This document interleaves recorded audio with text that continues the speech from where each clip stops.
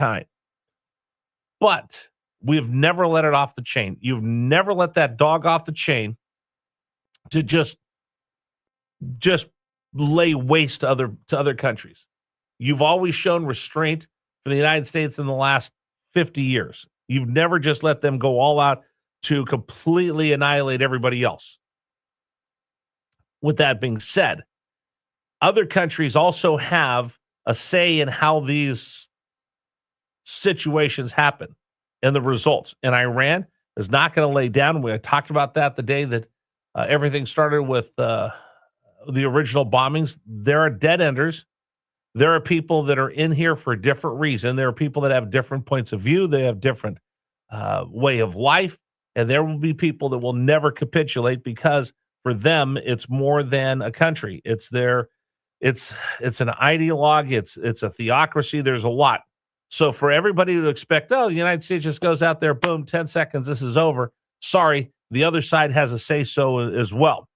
And I think a lot of people have just assumed because the United States military is so powerful that if you went up against somebody that had a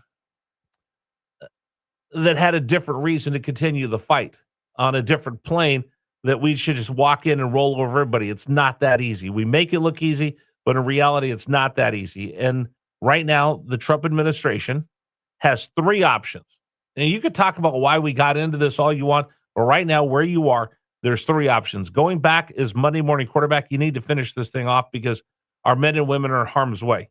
You can walk away from the whole thing. Iran gets to keep their nuclear ambitions. They get to keep the Strait of Hormuz, and they get more powerful because the United States wasn't able to finish the mission. That's one thing you could do. Number two, you can let the dog off the leash and have boots on the ground and walk in there, and you would probably have this thing over in a week if we let the dog off the chain conventionally. But right now in America, the word boots on the ground has become a dirty word. We have a whole generation of military fighters that went to the Middle East. For whatever reason, the United States gave all of that back.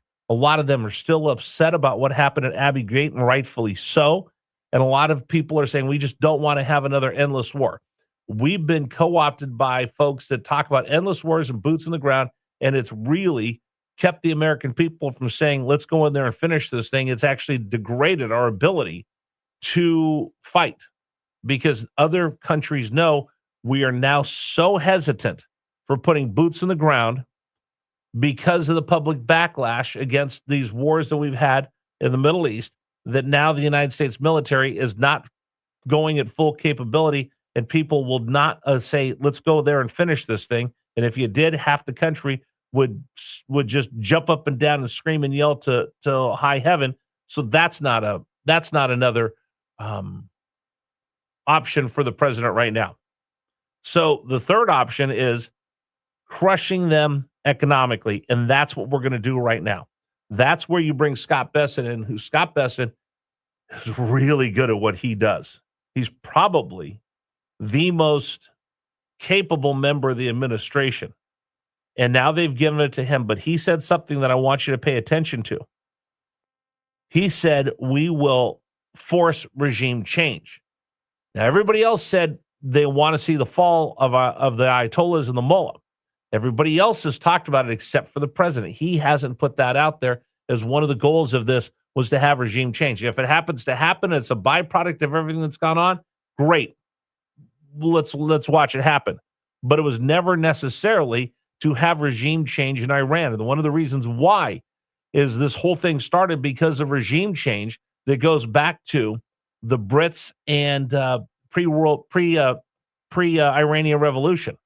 This all goes back to the oil companies, the Brits, the CIA installing and overthrowing governments in the Middle East.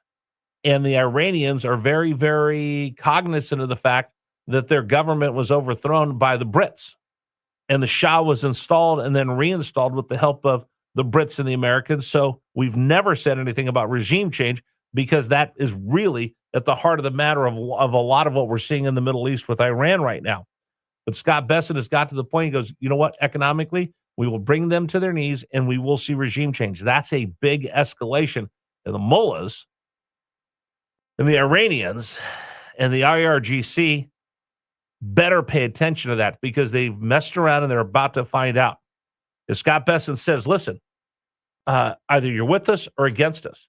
Another thing that we haven't reported, I've seen it, but I couldn't confirm the sources. But now you can, because CNN's reporting, Axios is reporting it. If you want to talk about who controls the Strait of Hormuz and who controls the flow of oil through there, the U.S. has been running at night ships through there.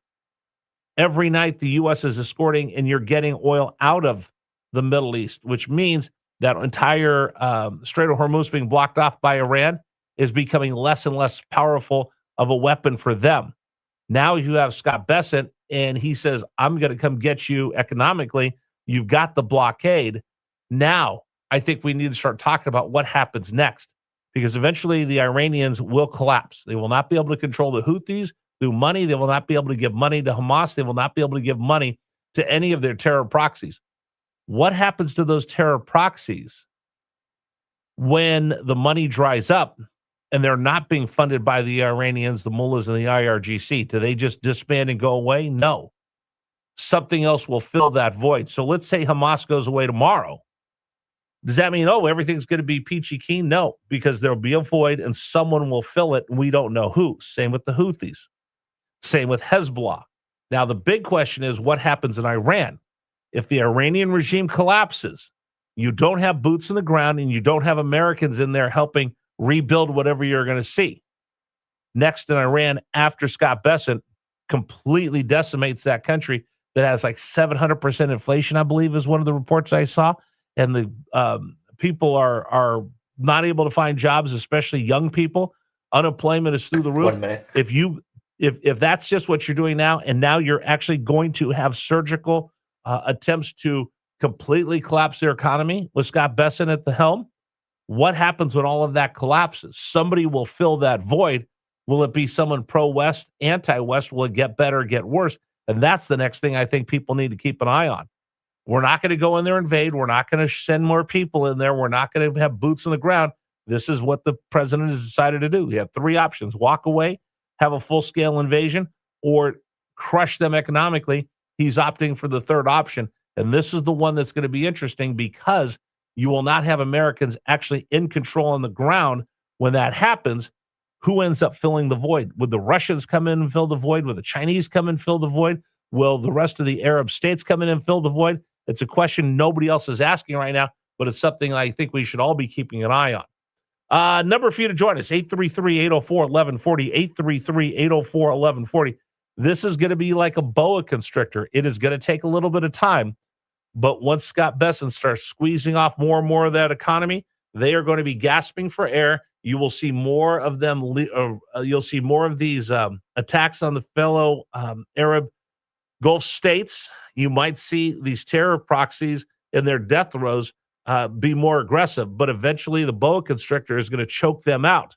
But what happens next? Something I hope they start talking about on the Sunday shows and with the administration. Get your thoughts on this at 6:46 this morning, 833-804-1140, 833-804-1140.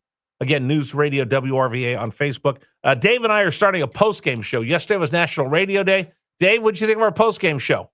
I thought it went well. I think so. We're going to do another one today? Yeah, sure. Okay. Yeah. That's the enthusiasm we're all looking for. I don't have anything else to do except wait for a newer refrigerator anyway. All right, we'll do a post-game show on Facebook after the program as well. All right, today's program brought to you apart by Pearson Signature Dealerships. Only at Pearson can you walk in with the peace of mind knowing the vehicle that I'm